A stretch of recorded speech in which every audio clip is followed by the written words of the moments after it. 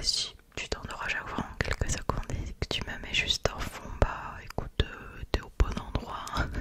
Clairement, n'oublie pas de mettre tes écouteurs pour plus de détente, de sensations et juste profite du moment. On est donc au chapitre 6 de la partie 2 et on continue. Orgueil et préjugés au cas où, si t'as pas trop suivi.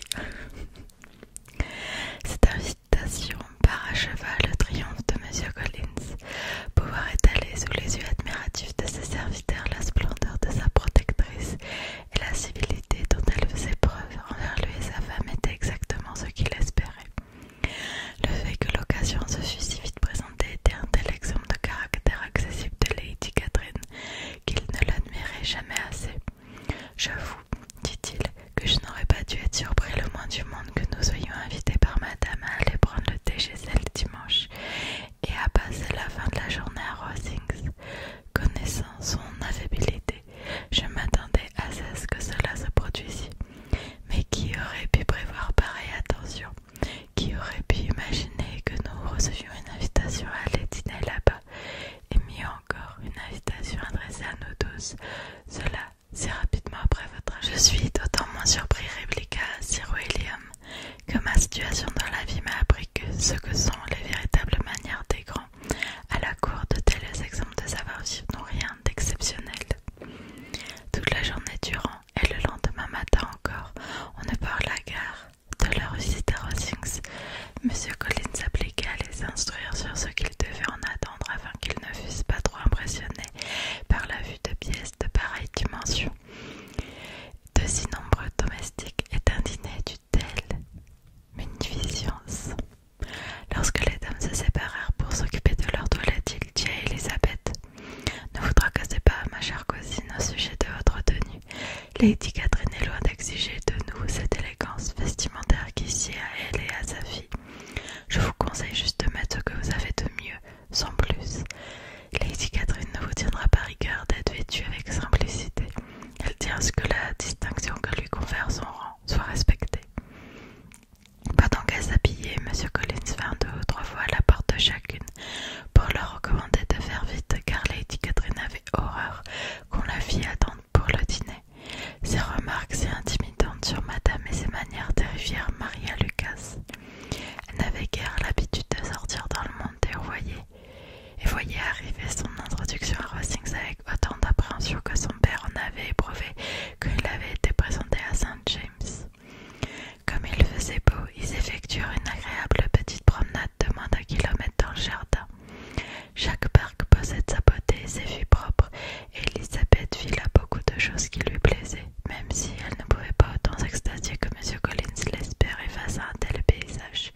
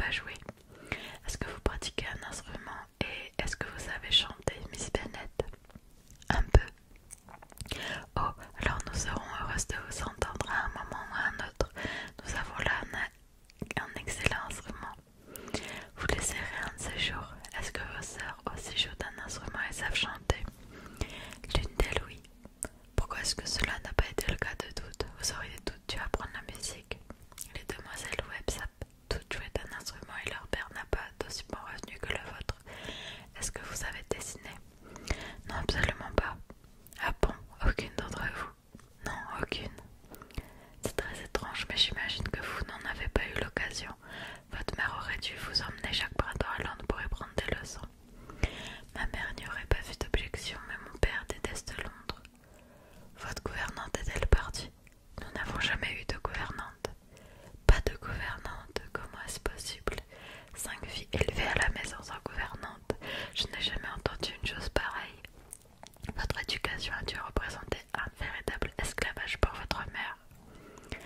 Tout en l'assurant que tel n'avait pas été le cas, Elisabeth eut du mal à réprimer un petit sourire. Alors, qui vous a instruite? Qui s'est occupé de vous? Sans gouvernante, vous avez dû être négligée.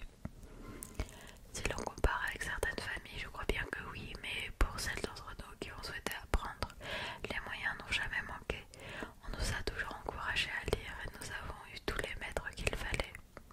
Celles qui ont préféré ne rien faire ont certainement pu rester oisives. Ah oui, sans doute, mais c'est ce à quoi une gouvernante s'oppose, et si j'avais connu votre mère, je lui aurais très vivement conseillé d'en engager une. Je dis toujours qu'en matière d'éducation, on ne peut rien faire sans une instruction sérieuse et régulière, que seule une gouvernante est à même de donner. C'est extraordinaire si vous saviez le nombre de familles que j'ai aidées en ce sens. Je suis toujours contente de trouver une place confortable à une jeune personne. Grâce à moi, 4 des nièces de Mrs. Jenkinson ont trouvé une bonne situation. Et l'autre jour encore, j'ai recommandé une autre jeune fille que l'on m'avait juste mentionnée en passant. Et la famille est ravie de la voir.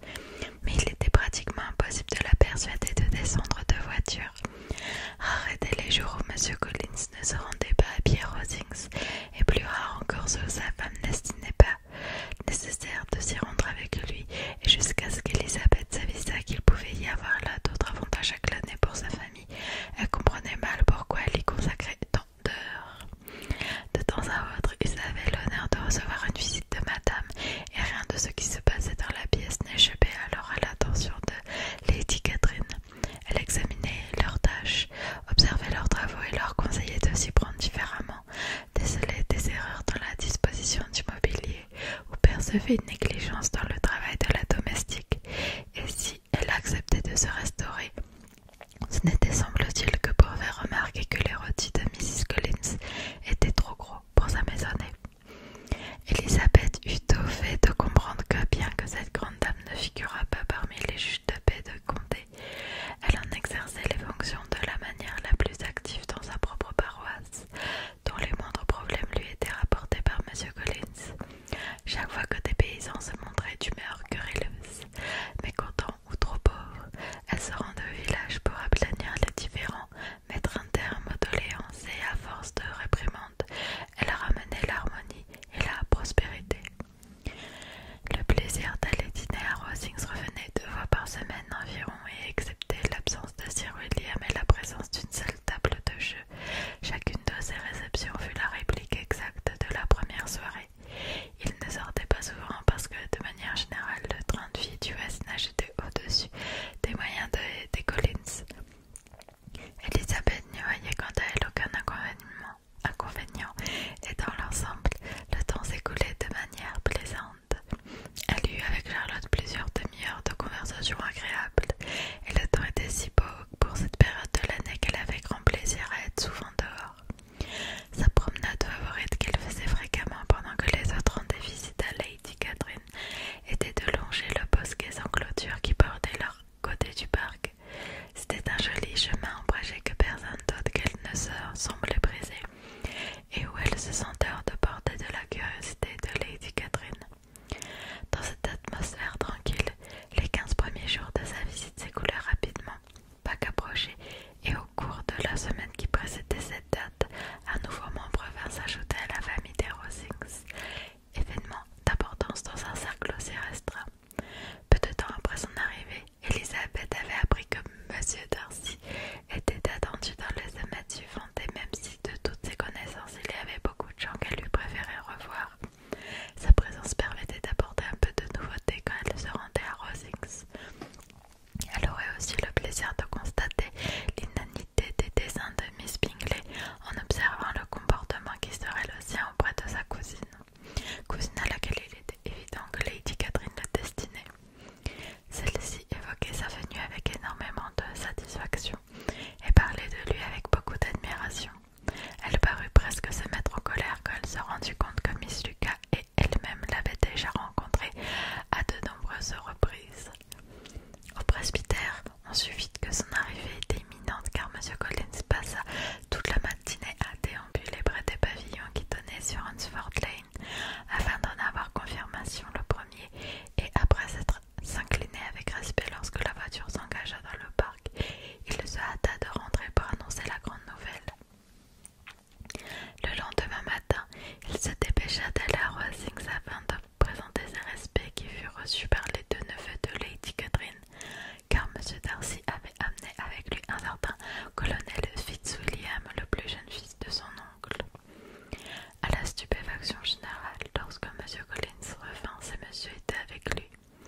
Charlotte les avait aperçus depuis le bureau de son mari en train de traverser la route, et s'empressant de regagner le salon, elle fit part aux jeunes filles de l'honneur qui les